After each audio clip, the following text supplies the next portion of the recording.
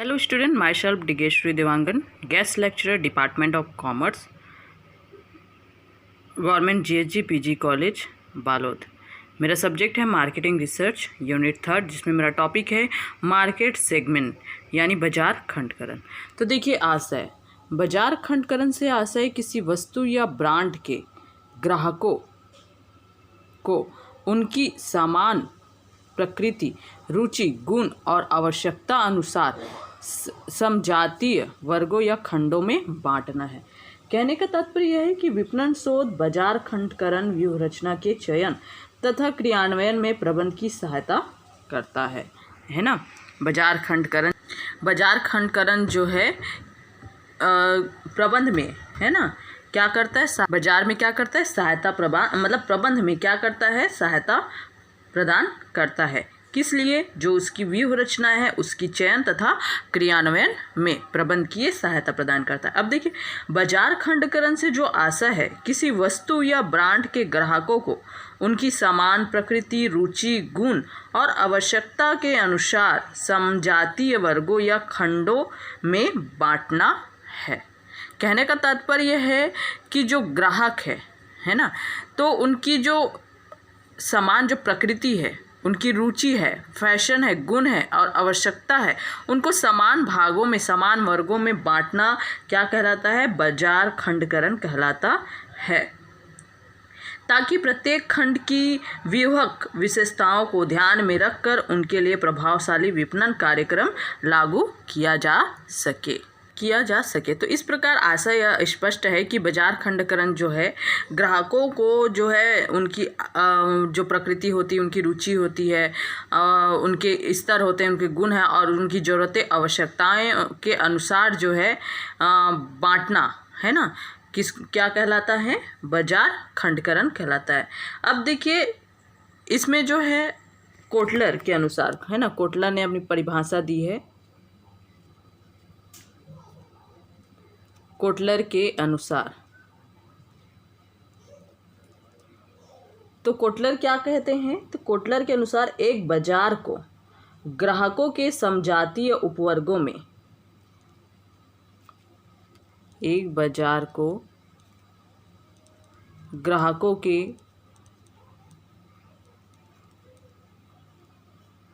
समजातीय उपवर्गों में विभक्त करना, समजातीय उपवर्गों में विभक्त करना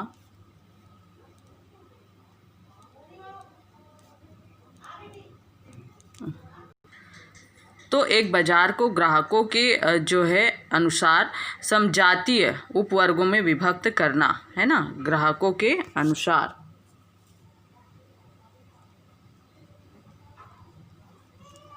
समजातीय उपवर्गों में विभक्त करना क्या कहलाता है, बाजार खंडकरण कहलाता है। अर्थात कोटलर का कहना है कि जो बाजार होता है उसको ग्राहकों की जो समजातीय, जैसे प्रकृति है, गुण है, रुचि है, आवश्यकता है ना, उसको जो है उपवर्गों में विभक्त करना क्या कहलाता है, बाजार खंडकरण कहलाता है। बाजार खंडकरण कहलाता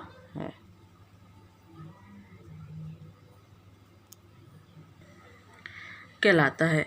अब देखिए, जिससे किसी भी उपवर्ग को बाजार लक्ष्य मानकर विशिष्ट विपणन मिश्रण के साथ उस तक पहुंचाया जा सके। मतलब किस तक पहुंचाया जा सके, ग्राहकों तक जो है सामान को पहुंचाया जा सके। मतलब उनकी इच्छा अनुसार, उनकी प्रकृति के अनुसार, उनकी आय के अनुसार जो है ग्राहकों तक, है ना, वो जो है वस्तु को पहुंचाया जा सके। तो वस्तु को पहुंचाने के लिए हमको क्या करना पड़ेगा, बाजार का विभाजन करना पड़ेगा, है ना, उपवर्गों में बाजार को बांटना पड़ेगा। वही क्या कहलाता है, बाजार खंडकरण कहलाता है। अब देखिए, बाजार खंडकरण का मूल उद्देश्य,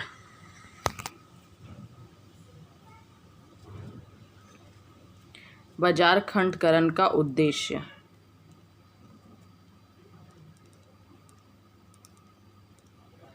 तो बाजार खंडकरण का उद्देश्य जो है वो है, पहला, ग्राहकों को उनकी समान प्रकृति एवं गुणों के आधार पर समजातीय वर्गों में बांटना।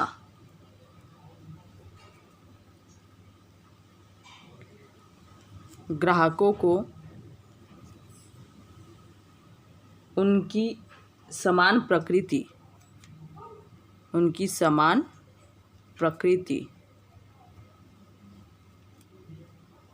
एवं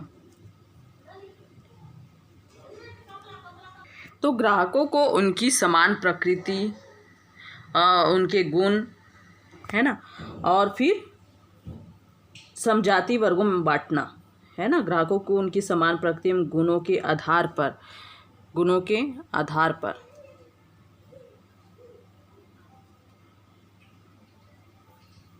पर समजातीय वर्गों में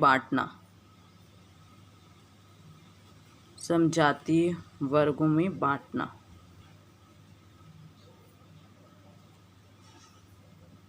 ये किसका उद्देश्य है? बाजार खंडकरण का उद्देश्य है ना। किसको बांटना? बाजार को, है ना। उनका क्या उद्देश्य है? जो ग्राहक है उनकी जो समान प्रकृति है, गुण है ना, उनके आधार पर समजातीय वर्गों में बांटना उद्देश्य है। दूसरा, ग्राहक की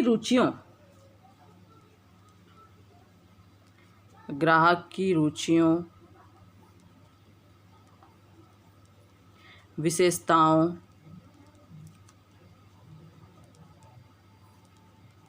आदतों आदि का पता लगाना।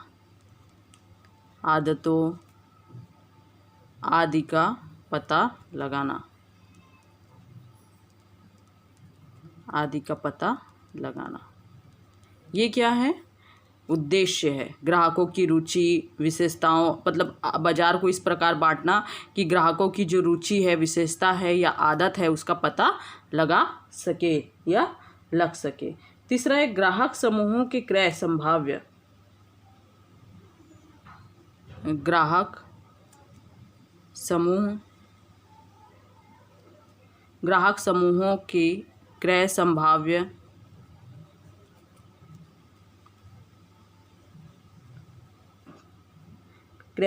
संभाव्य का पता लगाकर विपणन लक्ष्यों को तय करना। संभाव्य का पता लगाकर विपणन लक्ष्य तय करना,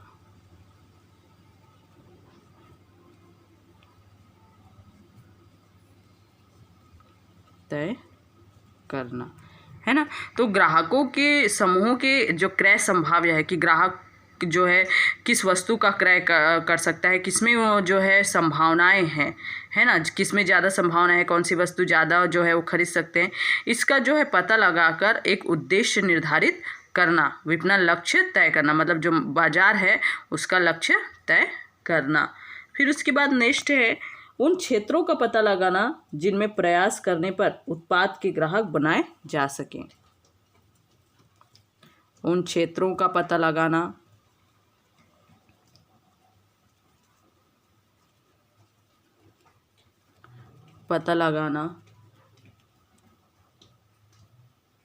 जिनमें प्रयास करने पर, है ना, उन क्षेत्रों का पता लगाना है जिनमें प्रयास करने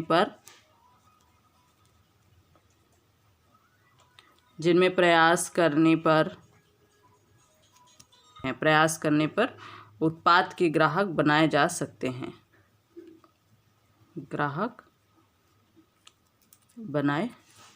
सकते हैं। कहने का तात्पर्य है जो क्षेत्र है ना, तो उनका पता लगाना जिनमें जो है प्रयास करने पर उत्पाद के ग्राहक बनाए जा सकते हैं। मतलब हम जो है उस क्षेत्र में ग्राहक बना सकते हैं, है ना। हम जो उत्पाद कर रहे हैं, जिस वस्तु का उत्पाद कर रहे हैं, उसके लिए हम क्या बना सकते हैं? ग्राहक बना सकते हैं। ये बाजारी खंडकरण का क्या है? उद्देश्य है। नेक्स्ट है विपणन कार्यक्रम को प्रभावी बनाना।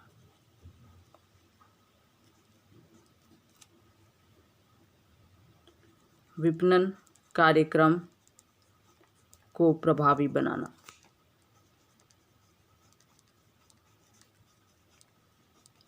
अब जो है इनका उद्देश्य यानी बाजारी खंडकरण का उद्देश्य जो विपणन कार्यक्रम है उसको प्रभावी बनाना जो है मुख्य उद्देश्य है, क्योंकि विपणन कार्यक्रम को प्रभावी हम बाजारी खंडकरण के माध्यम से बना सकते हैं और सफलता प्राप्त कर सकते हैं, है ना। तो बाजार खंड जो है बाजार खंडकरण की जो प्रक्रिया है कि निम्न 3 चरण है, जिसमें विपणन शोध का प्रयोग किया जाता है ना। तो बाजार खंडकरण प्रक्रिया को 3 चरण में बांटा गया है। तो बाजार खंडकरण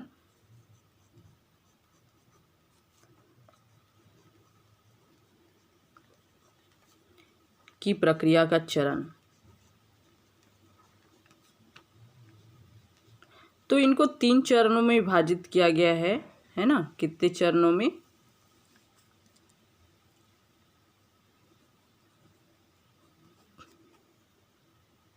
3 चरणों में विभाजित किया गया है, जिसमें जो है जिससे जो है हम विपणन शोध का क्या कर सकते हैं, प्रयोग कर सकते हैं। पहला है बाजार खंडकरण की पहचान करने के लिए, बाजार खंडकरण की पहचान करने के लिए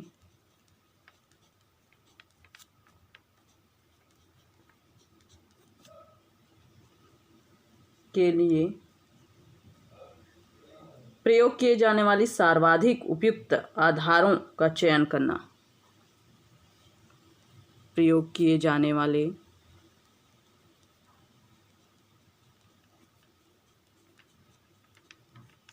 सर्वाधिक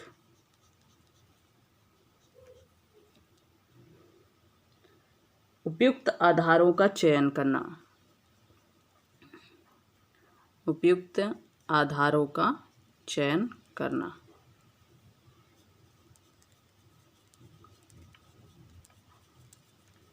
अब देखिए, सबसे पहला जो चरण होता है वो है बाजार खंडकरण की पहचान करने के लिए जो प्रयोग किए जाने वाले सर्वाधिक उपयुक्त आधारों का चयन करना, अर्थात उन आधारों का चयन करना जिससे हम बाजार खंडकरण की क्या कर सके, पहचान कर सके, जिससे हमें अपने लक्ष्यों की प्राप्ति हो सकती है और विपणन कार्य को हम सफल बना सकते हैं। दूसरा है विभिन्न खंडों के बीच अंतर का निर्धारण करना,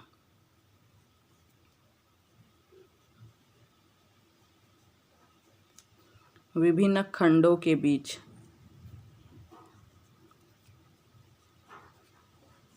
अंतर का निर्धारण करना,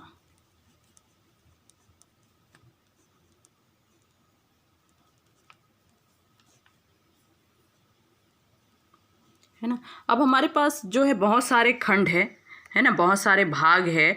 अब उनके बीच क्या अंतर है ना, उनके बीच क्या अंतर है उसका पता लगाना, उसका निर्धारण करना, ठीक है। हमारे पास है ना बहुत सारे जो है खंड है, हम बाजार को बहुत सारे खंडों में क्या कर देते हैं, विभाजित कर देते हैं। अब ये देखते हैं कि इन सब के बीच अंतर क्या है, ठीक है, अंतर क्या है, किसमें सुधार किया जा सकता है, तो इन सब का क्या निर्धारण करना, ये जो बाजार खंडकरण की जो है, खंडकरण की क्या है, बाजार जो खंडकरण की प्रक्रिया का क्या है, चरण है। अब तीसरा चरण है वैकल्पिक खंडों की सापेक्षिक दीर्घकालीन,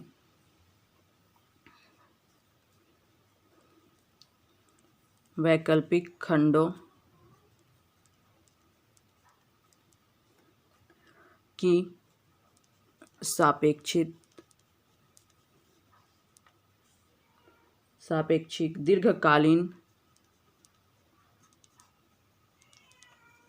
दीर्घकालीन आकर्षणशीलता का मूल्यांकन करना,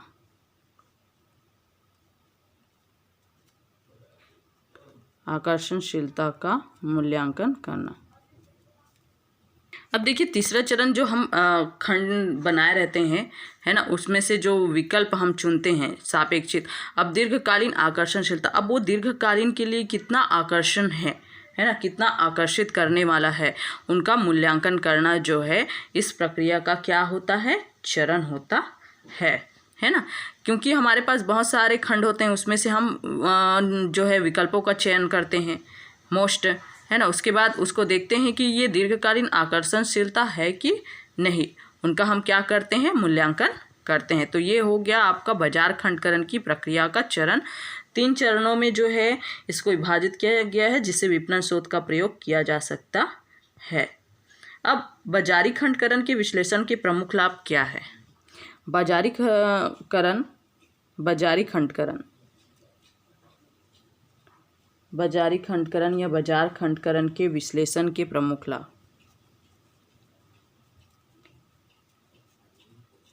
विश्लेषण के प्रमुख लाभ,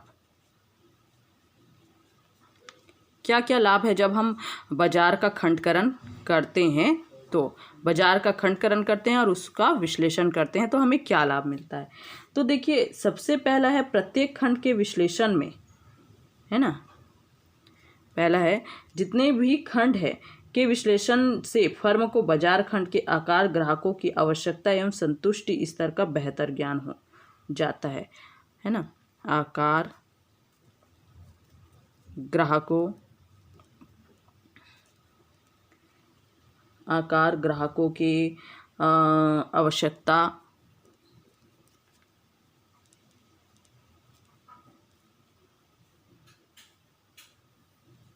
ग्राहकों की आवश्यकता एवं संतुष्टि स्तर का ज्ञान।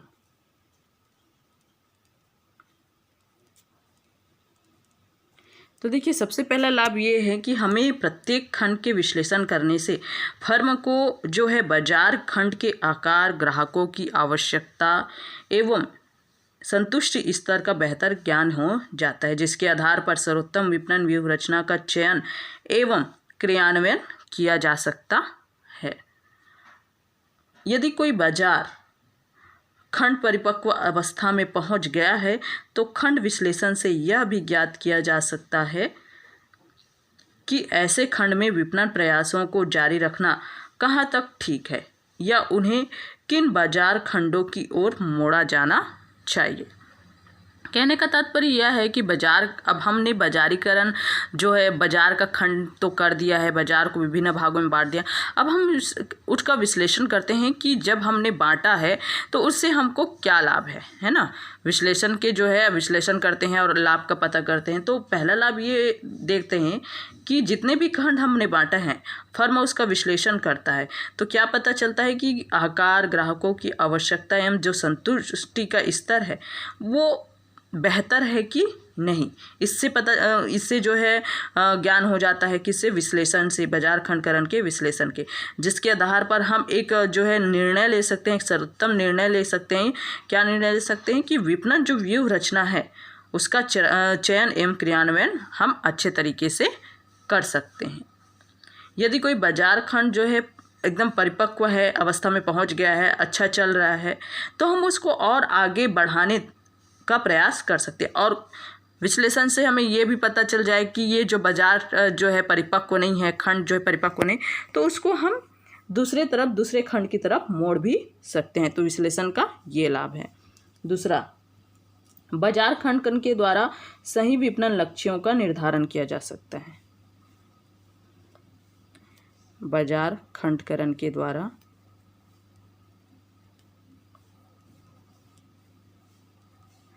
विपणन लक्ष्य निर्धारित किए जा सकते हैं।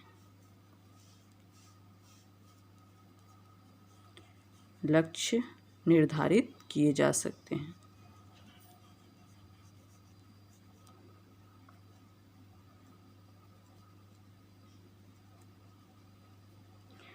अब देखिए, बाजार खंडकरण विश्लेषण का ये भी लाभ होता है कि हम विपणन लक्ष्य निर्धारित कर सकते हैं, है ना। कहने का तात्पर्य कि बाजार खंडकरण के द्वारा सही विपणन लक्ष्यों का निर्धारण किया जा सकता है। नेक्स्ट है, सीमित संसाधनों का बेहतर प्रयोग किया जा सकता है।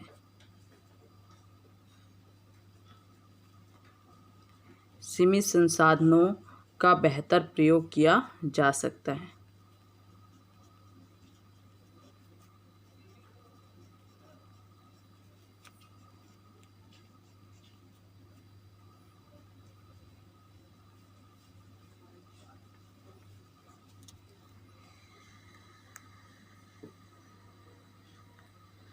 तो हमारा जो है तीसरा लाभ है कि जो सीमित संसाधन है उसका बेहतर या लाभप्रद उपयोग किया जा सकता है। नेक्स्ट है,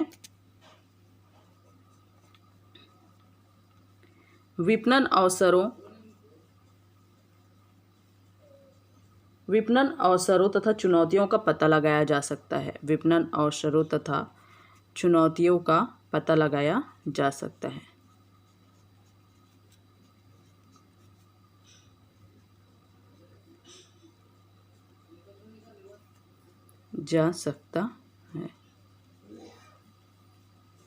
है ना। विपणन जो अवसर है और चुनौतियां हैं उसका पता लगाया जा सकता है तथा उसी के अनुरूप विपणन कार्यक्रम एवं व्यूह रचना का निर्माण किया जा सकता है।